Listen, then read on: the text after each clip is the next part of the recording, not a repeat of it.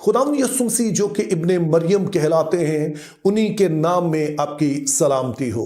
अब जैसे कि कल की वीडियो में मैंने इस बात के बारे में जोर दिया कि आपको हिस्टोरिकल कॉन्टेक्स्ट जो है उसका जानना जरूरी होता है, तो यहां पर भी हिस्टोरिकल कॉन्टेक्स्ट जो है वो बड़ा इंपॉर्टेंट है। तो उसके लिए पहली चीज ध्यान में रखिए कि ये वाली स्टोरी जो है इसका ताल्लुक 483 कबल मसीह से 473 कबल मसीह के दरमियानी अरसे में है। सो ये 10 साल पर मुहित एक स्टोरी है और ये वो जमाना है कि जब दुनिया के बड़े हिस्से पर जो कौम सल्तनत कर रही है वो फारस है, जिसे आजकल हम ईरान कहते हैं।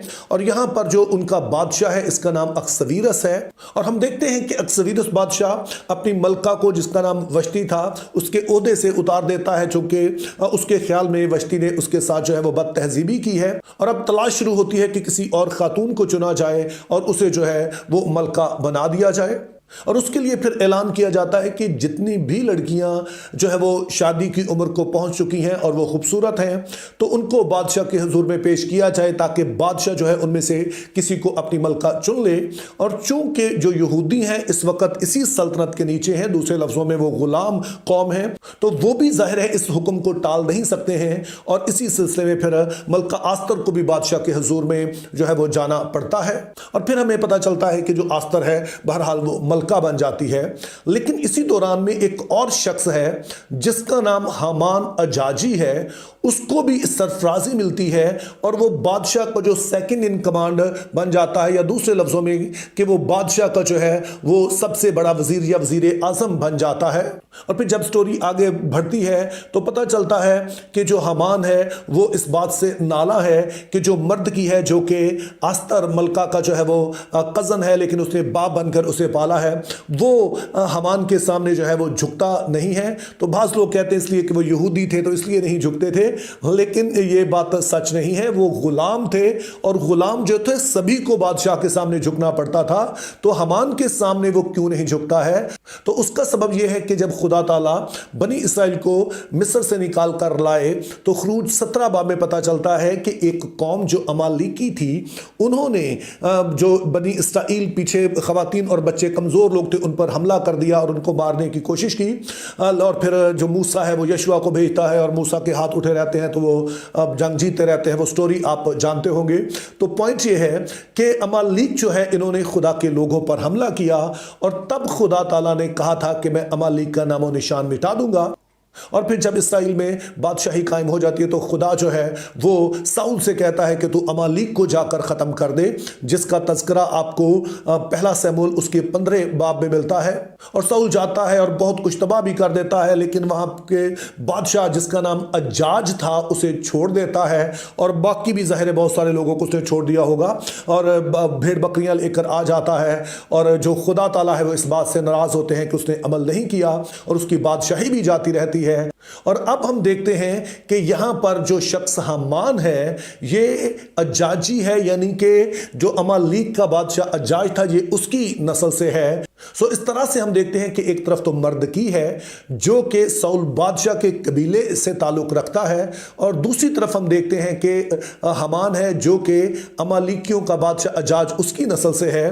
तो इस तरह से इनकी दुश्मनी पुरानी है। और जब अब मर्द की को पता चलता है कि ये जो हामान है ये दरअसल जो है अजाज की नस्ल से है, तो वो उसके सामने झुकता नहीं है। और जब हामान को पता चलता है कि ये यहूदी है और साउल के कबीले से है, तो अब वो सोचता है कि तमाम जो यहूदी कौम है इसको मैं मिटा दूं, और उसके लिए बादशाह से इजाजत भी ले लेता है।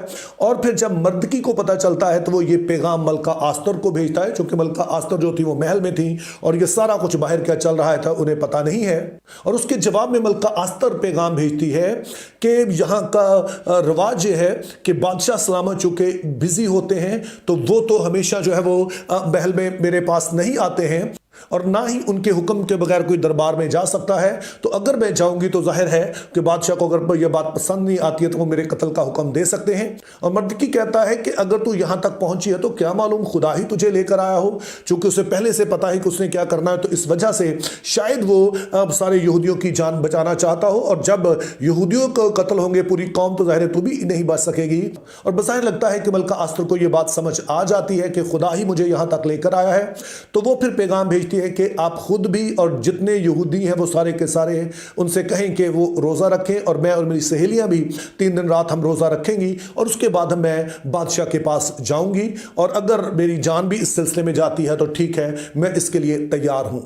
अब मेरा यकीन है कि आप इस स्टोरी से बखूबी वाकिफ हैं, तो मैं बाकी बहुत सारी डिटेल आपको नहीं बताऊंगा, लेकिन दुआ रोजे के हवाले से चंद चीजें यहां पर आपने देखनी है कि दुआ रोजे का जो असर क्या होता है। तो 3 दिन के दुआ रोजे के बाद जब मलका आस्तर बादशाह के दरबार में जाती है, तो पहली कामयाबी तो उसे यह मिलती है कि बादशाह उसे इजाजत देता है कि वो अपना मुद्दा बयान कर सकती है, और दूसरी कामयाबी यह मिलती है कि वो जो दावत देती है बादशाह को, तो बादशाह वो भी कबूल कर लेते हैं कि वो खाने पर जो है वो मलका आस्तर के पास जाएंगे, और मलका कहती है कि आपने हमान जो है उसको भी साथ लेकर आना है। तो जब बादशाह मलका आस्तर से पूछता है कि क्या मैं तेरे लिए कर सकता हूं, तूने क्यों मुझे दावत पे बुलाया है, आधी सल्तनत तक मांग तो वो मैं तुझे दे दूंगा। तो मलका आस्तर कहती है कि नहीं बादशाह, मुझे सल्तनत तो नहीं चाहिए, बस मेरी जान जो है वो बख्शी कर दें। तो बादशाह हैरान होता है कि मेरी मलका की जान किस तरह से जो है वो खतरे में हो सकती है। तो वो कहता है कि किसने तेरी जान को खतरे में डाला है। तो वो कहती है ये शख्स जो आपके साथ बैठा है यानी हामान, इसने ना सिर्फ मेरी बल्कि मेरी पूरी कौम की जो जान है उसको खतरे में डाल दिया है। ये सुनते ही बादशाह जो है वो उस कमरे से बाहर निकल जाते हैं, जिसका मतलब ये था कि वो नाराज हैं और अब वो जो ये हमान है इस पर नजर करना नहीं चाहते हैं। और थोड़ी देर में जब वापस आते हैं तो वो देखते हैं कि हमान जो है वो मलका आस्तर की तरफ बढ़ रहा है। अगरचे कि वो मलका आस्तर से माफी मांगना चाहता है, लेकिन बादशाह इसको दूसरे मानों में लेते हैं कि शायद ये मलका पर हमला करना चाहता है, और वो हुक्म देते हैं और साथ ही हमान को पकड़ लिया जाता है। और फिर इस तरह से जो पहले तो मर्द की जान बच गई, अब आस्तर की भी जान बच जाती है। लेकिन अभी मसला यह है कि बादशाह जो पहले हुक्म जारी कर चुका है वो तो पूरी सल्तनत में जा चुका है कि बहरहाल वहां की जो तमाम इनकी ब्यूरोक्रेसी है, बादशाह की जो फौज है, सिपाही है, जो भी निज़ाम है, वो जो है वो यहूदियों को कत्ल करेंगे। तो वो पैगाम तो पूरी दुनिया में पहुंचा है, तो अब लाजम है कि एक नया जो हुक्म है वो जारी किया जाए, और फिर बादशाह सलामत उसे भी जारी कर देते हैं, और वो तमाम दुनिया में हम देखते हैं कि पैगाम पहुंच जाता है। और हुक्म ये जारी होता है कि जितने भी यहूदियों के दुश्मन हैं यानी अमालिक जो हैं उनको ख़त्म कर दिया जाए। और इस तरह से ये सबसे बड़ी फतह है जो कि हम मलका आस्तर की देखते हैं कि जब खुदा ताला अपने लोगों को मिस्र से निकाल कर ला रहे थे, तो उस वक्त उन्होंने कहा था कि मैं अमालिक का नामो निशान मिटा दूंगा। और वो काम साउल जैसा कद आवर और जोर आवर जो बादशाह है वो भी नहीं कर सका है।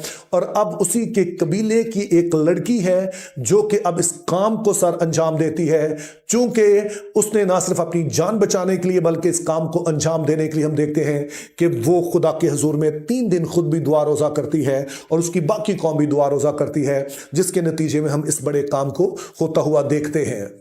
Think biblically, live purposefully, have a very good day.